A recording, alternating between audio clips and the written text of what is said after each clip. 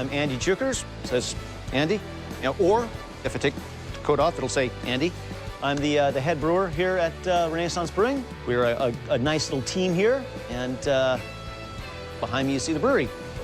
Enthusiasm for all things medieval, combined with a desire to celebrate the rebirth of craft brewing, led Andy Deuchars and his brother-in-law Brian Thiel to calling their brewery Renaissance, a name that could also refer to the revival of this tiny brewery since the expat Americans took it on in 2005.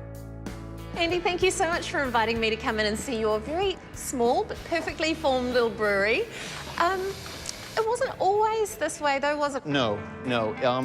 I like to describe it as, let's say someone had an afternoon off and they went and they toured a big brewery, and they saw kind of how that was. Then later, maybe a year or two later, they got really drunk and had a free afternoon with a lot of stainless steel.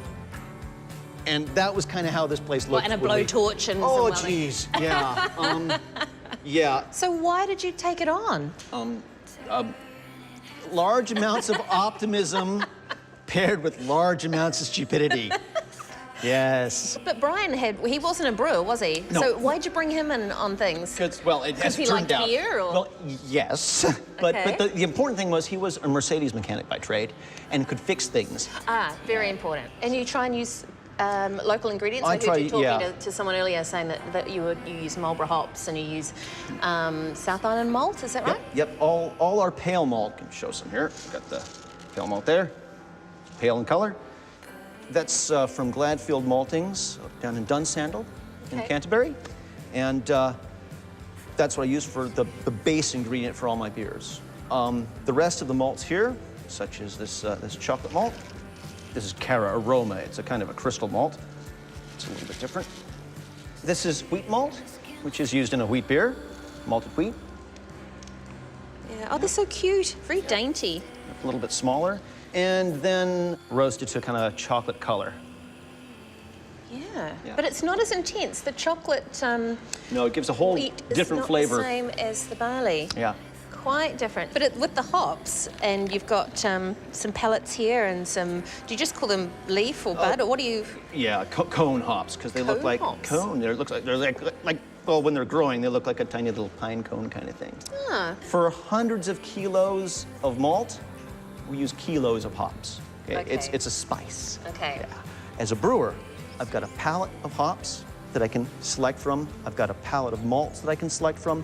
And I also have a palette of yeast that I can select from for exactly what I want. So what's the craziest ingredient you've ever used in a beer? Oh, goodness. Well, it was back when I was home brewing. It's okay, bring it on. What was it? Frankincense. You put frankincense in your beer? Yeah.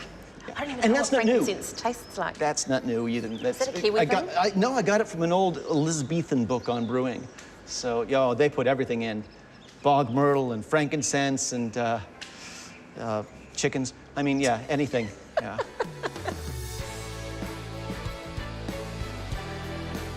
It's only fair that Andy and I sit down to try some of the Renaissance brews. With 7 beers, they range from the darkest Craftsman Stout to the lightest Paradox Pilsner. The other brewer on board here is Matt, a British expat. He's trying the Voyager. I've got the barley wine, and Andy's going for the elemental porter. So, Matt, what is it about the Voyager? Why do you like it so much? Being from England, this is a British-style IPA, which is, in fact, a lot of the IPAs in Britain you'll get in the pub are around 3 to 4%. Okay. Nice little hop finish, so this is more or less a double version of wine. A lot like this one too, it'd be great with food. But I'm looking at the elemental. Is that how you say it? Elemental? Elemental, yeah, elemental porter. Why elemental? It implies, strength and depth of character, I think. And porter is probably my favorite style of beer. I think of it kind of as the Pinot Noir of the beer world, actually. Pinot Noir. It's hard to do just perfect, yeah. Right, this is just an absolute job well done. Thank you. It's best to buy 2, one to drink now, one to lay down. And... I'm going to buy 20. Good. Cheers. Good. Cheers. Cheers.